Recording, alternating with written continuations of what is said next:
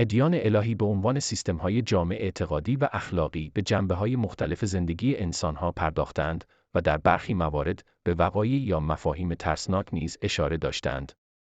برخی از این مفاهیم ممکن است شامل موارد زیر باشند. روز قیامت در ادیان ابراهیمی، روز قیامت به عنوان روز حسابرسی نهایی شناخته می شود. این روز ترسناک توصیف می شود زیرا بر اساس اعمال افراد در دنیا، سرنوشت ابدی آنها در آخرت تعیین می شود. عذاب جهنم، توصیفاتی از جهنم در متون دینی به عنوان مکانی برای مجازات روح‌های گناهکار آورده شده است.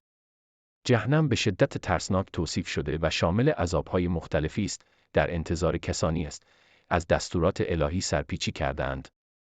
آخرالزمان در بسیاری از متون دینی، پایان دنیا و وقایع آخرالزمان به طور جزئی آمده است، شامل جنگ‌های بزرگ، بلایای طبیعی و فروپاشی اجتماعات انسانی است.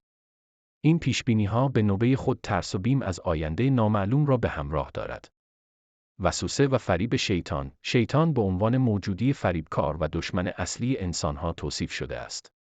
او سعی در گمراه کردن انسان دارد و نقش مهمی در افسانه‌های دینی دارد که تبدیل به عنصری ترسناک برای پیروان این ادیان شده است. گناهان کبیره و نتایج آنها، بسیاری از ادیان به صراحت درباره پیامدهای گناهان کبیره مانند قتل، دزدی، زنا و غیره صحبت کردند. این اعمال با تهدید به عواقب شدید دنیوی و اخروی همراه است که به طور مستقیم به ترس از ارتکاب آنها منجر می شود. این مفاهیم با اینکه ممکن است برای برخی افراد وحشتناک به نظر برسند، اما هدفشان تشویق انسانها به پرهیزگاری و تقوا است. خوشتان آمد. سابسکرایب کنید برای حمایت